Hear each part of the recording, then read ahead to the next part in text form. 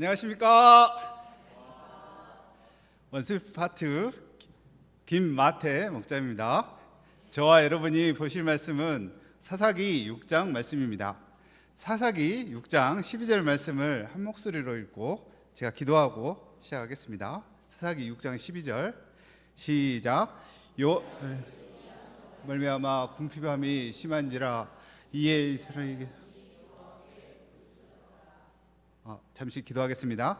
오늘 하나님 참으로 감사합니다. 저희들이 하나님 앞에 부르심을 받고 또한 하나님 앞에 섰습니다. 하나님께서 저희들에게 소망을 주시고 키우심을 알고 저희들이 이 하나님 앞에 더욱더 충성스러운 자가 될 수 있기를 기도드립니다. 하나님 말씀 보고자 할 때 하나님께서 함께하여 주시고 온전히 하나님의 한 말씀만이 드러날 수 있기를 기도드립니다. 감사합니다. 우리 주 예수님의 이름으로 기도드렸습니다. 아멘.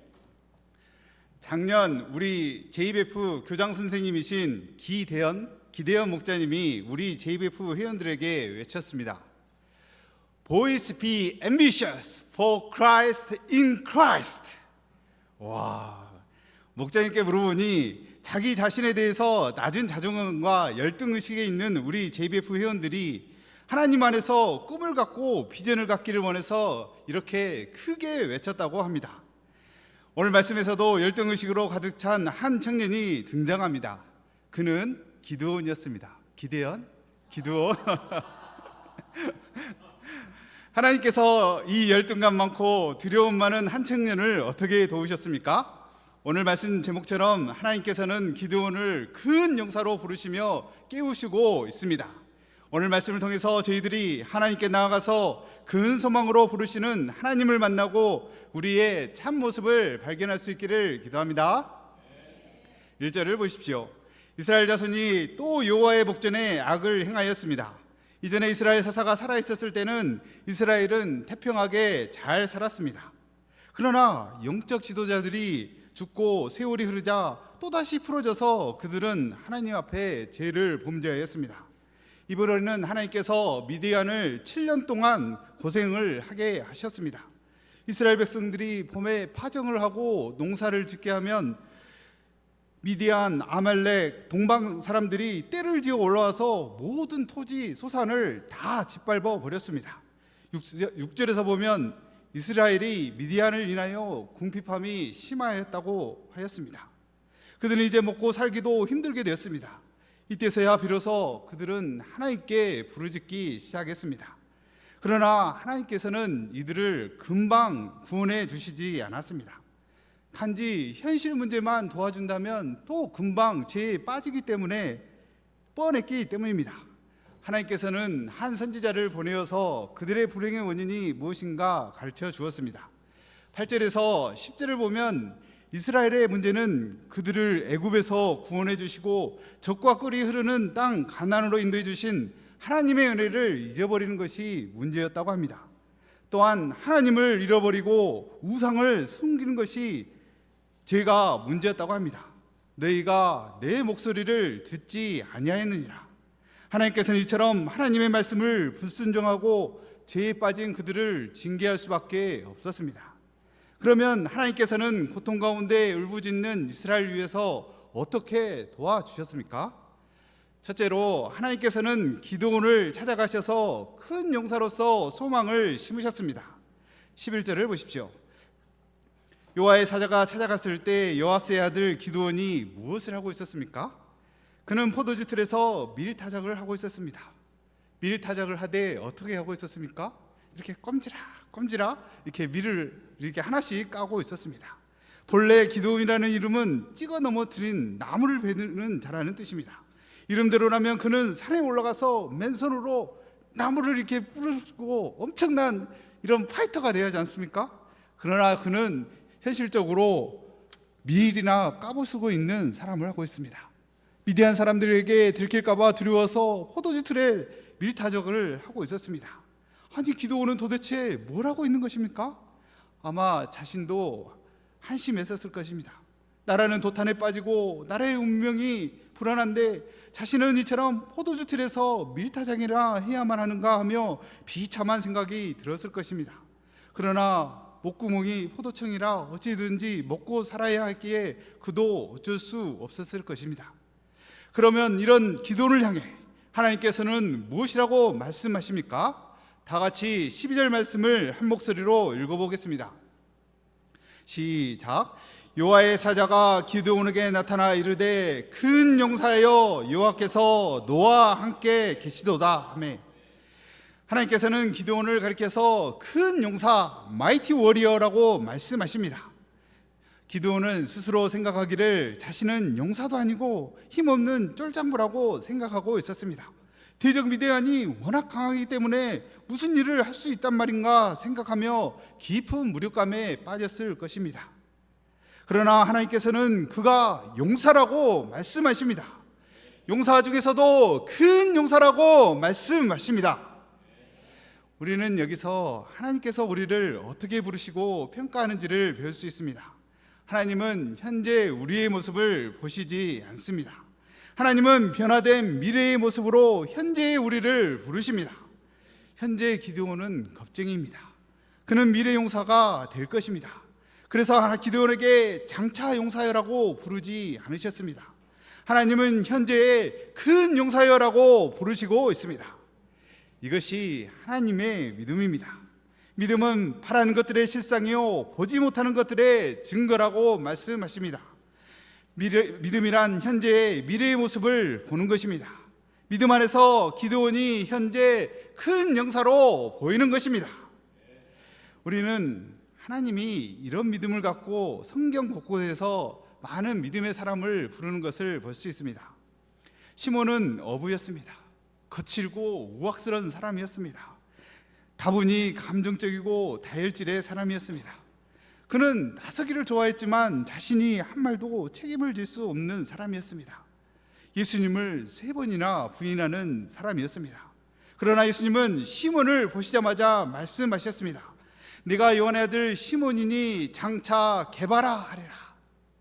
자, 게바의 뜻이 무엇입니까? 게바의 뜻은 이렇게 큰 바위라는 뜻이랍니다. 예수님은 이 시몬을 이름을 곧바로 게바로 바꿔주셨습니다. 게바란 큰 바위라는 뜻입니다. 이는 교회의 기초라는 뜻입니다. 예수님은 그를 보자마자 교회의 추춧돌이여 라고 부르셨습니다. 예수님은 처음부터 그를 교회의 기초라고 부르셨습니다. 예수님의 믿음대로 베드로는 교회의 기초가 되었습니다. 12제자도 마찬가지입니다. 이들은 각양각색이고 인간적으로 부족하고 흠이 많은 사람들이었습니다. 그러나 예수님은 12제자를 부르실 때 처음부터 사도여라고 부르셨습니다. 초대교회의 성도들은 핍박을 피하여 소아시아 지방에 흩어져 있었습니다. 그들은 나그네요, 망명객이요, 버림받는 자들이요, 가난한 자들이었습니다. 인간적으로 생각하면 한없이 비참한 자들이었습니다. 그러나 사도 베드로는 이들을 무엇이라고 부릅니까? 베드로전서 2장 9절, 그러나 너희는 택하신 족속이요 왕같은 제사장들이요 거룩한 나라요 그가 소유된 백성이니. 베드로는 그들을 향하여 왕같은 제사장이라고 불렀습니다. 제사장은 지난 주일예배에서 말씀드렸던 것처럼 하나님과 인간의 중보자들입니다. 인간의 죄를 속죄하고 중보기도 하는 사람이 됩니다. 제사장들은 가장 영광스럽고 아름다운 직책입니다. 그들의 옷도 흰색, 자주색, 푸른색, 붉은색으로 화려합니다. 그리고 왕은 한 나라의 통치자들입니다. 가장 높은 직책입니다. 우리는 복음을 전하는 왕같은 제사장들입니다. 장차 예수님이 재림이 있을 때 성도들은 12보좌에 앉아서 왕 노릇을 할 것입니다. 우리가 기도해야 양들이 구원을 받습니다. 또한 우리가 기도해야 복을 받습니다. 하나님은 우리들을 왕같은 제사장으로 부르셨습니다. 그러면 우리는 자신을 어떻게 바라보고 있습니까? 우리는 학생이요, 직장인이요, 생활인입니다. 우리는 이런 현실을 보면 위축이 되고 왜소하게 생각하기 쉽습니다. 또 지방대 출신으로 취업이 어렵고 사람들이 우리를 인정해 주지도 않습니다. 집안도 내세울 것 없는 가난한 사람들이요 권세도 없는 집안입니다. 그러나 하나님은 우리를 어떻게 보십니까? 큰 목자여, 큰 용사여 부르십니다. 하나님은 우리를 찾아오셔서 말씀하십니다. 위대한 목자여 라고 부르십니다. 위대한 말씀의 종이여 라고 부르십니다. 누가 뭐라고 하든 그것은 문제가 되지 않습니다. 하나님이 나를 어떻게 보느냐가 중요합니다. 우리는 하나님의 눈으로 자신을 바라보아야 합니다. 그러면 하나님이 우리를 보는 그 소망대로 이루어질 것입니다. 하나님께서 기드온에게 너 혼자 나가서 싸우라고 말씀하시지 않았습니다. 12절을 보십시오. 주님께서 기드온에게 분명히 말씀하셨습니다. 큰 용사여 여호와께서 너와 함께 계시도다. 하나님께서 기드온과 함께 가시겠다고 약속하십니다. 우리도 나 혼자의 힘과 지혜로는 도저히 싸울 수가 없습니다. 큰 용사도 될 수 없고 큰 용사의 사명도 감당할 수 없습니다. 그러나 나와 함께 하시는 하나님을 믿고 의지할 때 능히 큰 용사가 될 수 있습니다. 하지만 기드온은 이 하나님의 소망의 말씀을 얼른 영접할 수 없었습니다. 그의 집은 므낫세 지파 중에서도 극히 약하고 자신은 그 아버지 집에서도 가장 작은 자라는 이유 때문입니다. 그러나 하나님께서는 이처럼 불신과 불의를 주장하는 기드온에게 어떤 믿음을 심으셨습니까? 16절 말씀을 다시 한번 읽어보겠습니다. 시작. 여호와께서 그에게 이르시되 내가 반드시 너와 함께하리니 네가 미디안 사람 치기를 한 사람 치듯 하리라 하시니라. 하나님께서 계속해서 기드온에게 함께 하실 것을 약속해 주셨습니다. 기드온이 무슨 힘으로 많은 미디안 사람들 13만 5천 명을 다 물리칠 수 있습니까? 아마도 전능하신 하나님 얼마이티 갓 하나님께서 기드온과 함께 하실 때 기드온은 능히 마이티 워리어 큰 용사가 될 수 있습니다. 우리가 잘 아는 큰 용사 다윗이 있습니다. 다윗은 시편 28편 7절 말씀에서 이렇게 노래했습니다. 여호와는 나의 힘과 방패시니 내 마음이 저를 의지하여 도움을 얻었도다. 다윗은 수많은 전투에서 승리하는 마이티 워리어 강한 용사였습니다. 그러나 그의 힘이 전능하신 하나님께로부터 왔다고 말하고 있습니다. 기드온도 마찬가지입니다. 기드온이 자신을 바라볼 때 지극히 미약하고 제일 작은 자에 불과합니다. 그러나 그와 함께 하시는 전능하신 하나님을 의지할 때 13만 5천 명의 미디안 군대를 한 사람 치듯 물리칠 수 있습니다. 우리도 지금 우리 자신을 바라보면 한 사람도 감당하지 못할 지극히 연약한 자입니다. 그러나 전능하신 하나님께서 우리와 함께 하시면 우리가 당당하게 나가서 세상을 변화시킬 수 있습니다. 하나님은 능력 있는 자를 택하시지 않으시고 택하신 자에게 능력을 부어주시는 하나님이십니다. 둘째로 하나님께서는 먼저 이스라엘의 내면의 죄에 도전하셨습니다. 25절 말씀을 다시 한번 읽어보겠습니다. 시작. 그날 밤에 여호와께서 기드온에게 이르시되 내 아버지에게 있는 수소 곧 7년 된 둘째 수소를 끌어오고 내 아버지에게 있는 바알의 제단을 헐며 그 곁 아셀의 상을 찍고. 하나님께서 7년 된 둘째 수소를 취하여 번제를 드리라고 하셨습니다. 이는 이스라엘 백성들이 지난 7년 동안 우상을 섬기며 죄를 범한 것에 대한 속죄하는 의미가 있습니다. 또한 하나님께서는 바알의 당과 아세라의 상을 찍으라고 말씀하셨습니다. 이는 이스라엘 백성의 근본 문제가 우상 숭배의 죄의 문제였기 때문입니다. 하나님께서 보실 때 이스라엘 백성들의 진정한 적은 외부에 있기보다 내부에 있었습니다. 내부에 있는 우상 숭배의 죄였습니다. 하나님께서는 이 내부적인 우상을 먼저 찍으라고 말씀하셨습니다. 우리도 마찬가지입니다. 우리가 큰 용사가 되기 위해서는 먼저 내 안에 있는 죄의 세력부터 뿌리 뽑아야 합니다. 우리 안에 뿌리 깊이 형성된 세속주의와 물질주의의 우상을 찍어야 합니다. 내 안에 깊이 뿌리 내리고 있는 음란과 이기심의 우상을 무너뜨려야 합니다.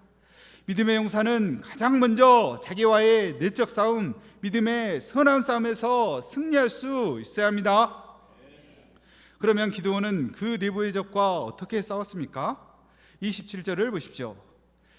이에 기드온이 종 10사람을 데리고 여호와께서 그에게 말씀하신 대로 행하되 그의 아버지 가문과 그 성읍 사람들을 두려워함으로 이 일을 감히 낮에 행하지 못하고 밤에 행하니라. 기드온은 종 10명을 데리고 가서 바알과 아세라상을 찍어버렸습니다. 그는 비록 사람들이 두려워서 낮에는 못하고 밤에 하였지만 하나님의 말씀에 절대적으로 순종하였습니다. 그리고 이처럼 기드온이 바알과 아세라상을 찍어 넘어뜨리자 난리가 났습니다. 그렇지만 결국 소동은 그치고 백성들은 헛된 우상을 찍어버린 기드온을 깊이 존경하며 따르게 되었습니다. 그 이름도 바알과 싸웠다는 뜻의 여룻바알, 바알 파이터로 불렀습니다. 우리 시대에도 기드온과 같이 과감하게 일어서서 시대의 죄와 싸우는 용사가 필요합니다. 저희가 기드온과 같이 일어나서 우리 시대의 육신주의, 물질주의 우상을 타파하고 복음의 영적 싸움에서 승리할 수 있기를 기도합니다. 셋째로, 기드온이 큰 용사가 될 수 있었던 것은 여호와의 영이 그와 함께 하였기 때문입니다. 34절 말씀을 큰 목소리로 읽어보겠습니다. 시작. 여호와의 영이 기드온에게 임하시니 기드온이 나팔을 불매 아미에셀이 그의 들을 따라 부름을 받으느니라. 다시금 미디암, 아말렉, 동방 사람들이 쳐들어온다는 소식이 들렸습니다. 저 이스라엘 골짜기에 진을 친다고 하였습니다. 이전에 기드온은 미디안 사람들이 쳐들어온다는 말만 들어서도 포도주 틀로 몸을 숨기던 나약한 사람이었습니다. 그러나 여호와의 영이 기드온에게 강림하심에 기드온이 용기 백배하여 출전 나팔을 불렀습니다. 빰빠라밤 빰빰빰 빰빠라밤 후. 이에 가장 먼저 선봉에 서서 출전 나팔을 불 만큼 강하고 용감한 사람으로 변하였습니다. 그가 어떻게 이렇게 될 수 있었습니까? 이는 그에게 여호와의 영 성령이 임하셨기 때문입니다. 성령께서 임하시면 누구든지 큰 용사가 될 수 있고 사사가 될 수 있습니다. 사사로 택함 받은 사람들은 배경과 인간 조건과 특성은 다 다릅니다. 그러나 한 가지 공통점이 있습니다. 그것이 무엇입니까? 그것은 바로 여호와의 영이 그들에게 강림했다는 사실입니다.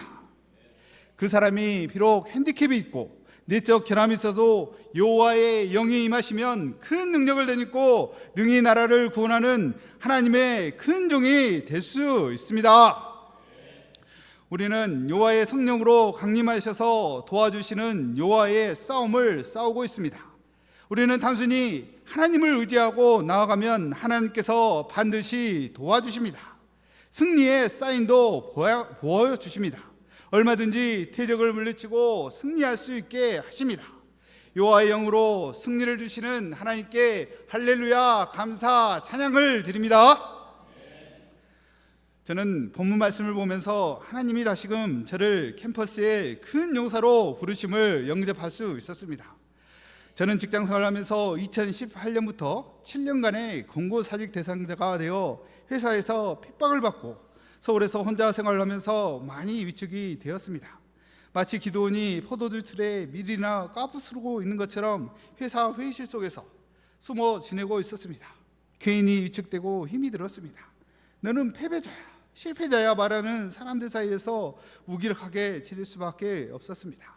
또한 서울 원룸 골방에서 무기력하게 있는 저의 모습에 서럽게 울기도 하였습니다. 그러나 하나님께서는 기드온을 주목하여 보시고 먼저 다가오신 것처럼 저에게도 먼저 다가와 주셨습니다. 저에게 말씀과 비전을 신겨주셨습니다.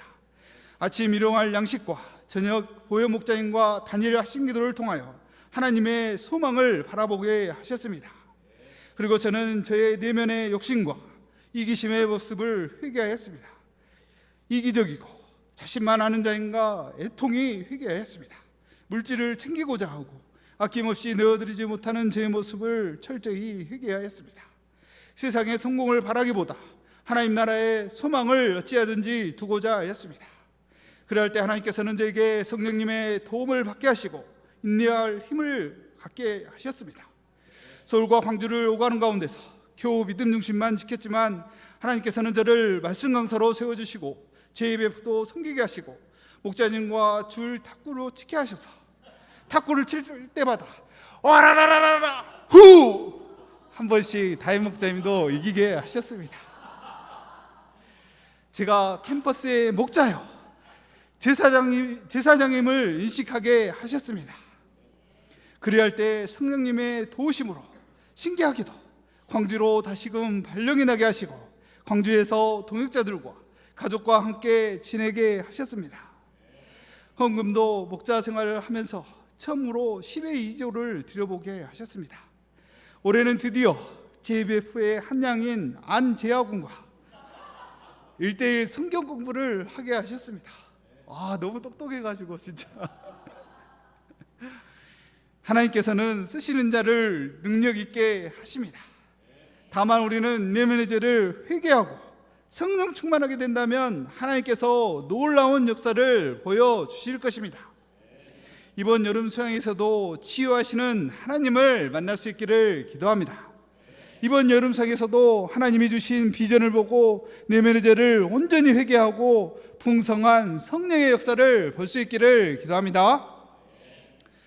결론적으로 우리는 오늘 말씀에서 두려움 많은 기드온을 큰 영사로 빚어주시는 하나님에 대해서 배웠습니다. 하나님은 기드온이 처음부터 위대해서 부르신 것이 아닙니다. 그를 위대하게 키우시기 위해서 부르셨습니다. 하나님께서는 먼저 기드온의 안에 있는 잠든 큰 용사의 가능성을 흔들어 깨우셨습니다. 이스라엘 백성의 내면의 죄와 먼저 싸우도록 하셨습니다. 그리고 여호와의 영으로 그를 중무장시켰습니다.